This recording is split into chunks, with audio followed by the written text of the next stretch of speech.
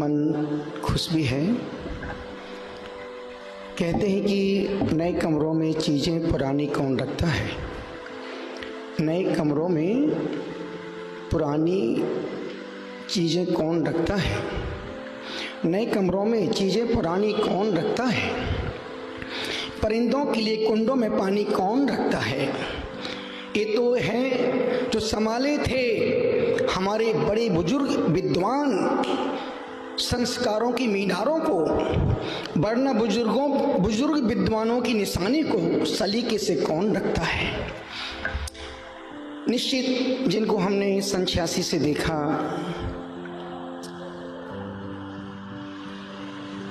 जिनके जीवन में सादगी थी, त्याग था, वैराग्य था, और जिन्होंने देव के प्रति, गुरु के प्रति, शास्त्र के प्रति जिनके रग रग में श्रद्धा कूट कूट के भरी थी।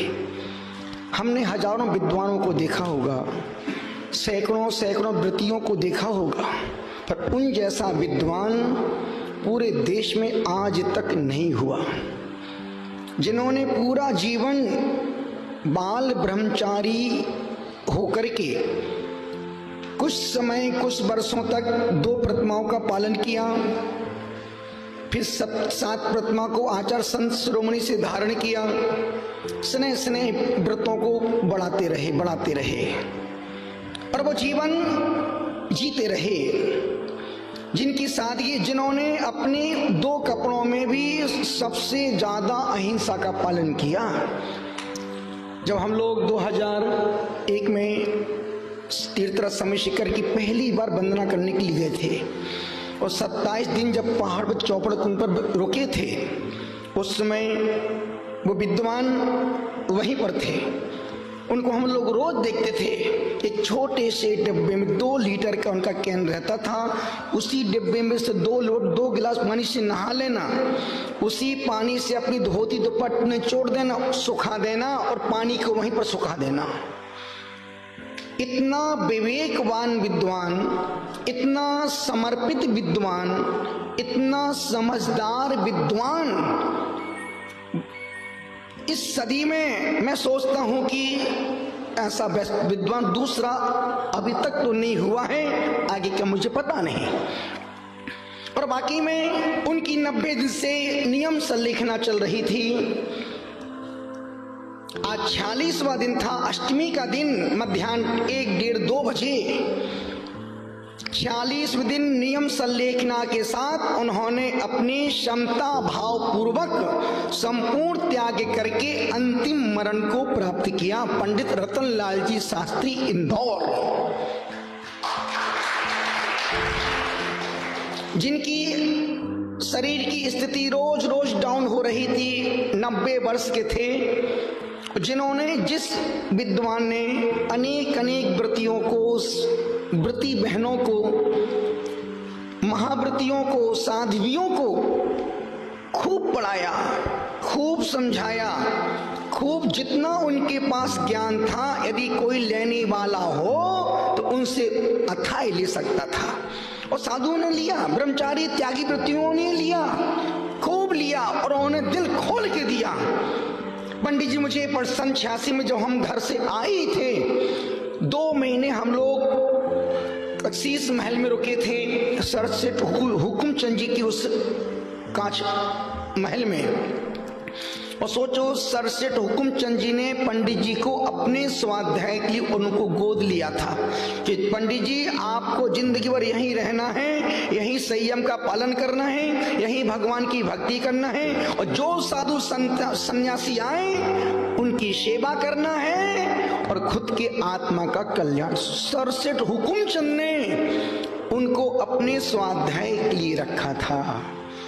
उन जैसा निर्लोभी विद्वान, उन जैसा निर्लिप्त विद्वान, उन जैसा समझदार विद्वान, उन जैसा नवदा भक्ति करने वाला विद्वान, उन जैसा श्रद्धालु विद्वान अब आने वाले समय में देखने को तो नहीं मिलेंगे। अब जो नए विद्वान आ रहे हैं वो टर वाले आ रहे हैं। ठोस न ठोस ज्ञान है न ठोस देव के प्रति, गुरु के प्रति, शास्त्र के प्रति गहरी श्रद्धा विश्वास है। निवेदन कर रहा हूं, अनुरोध आपसे कर रहा हूं,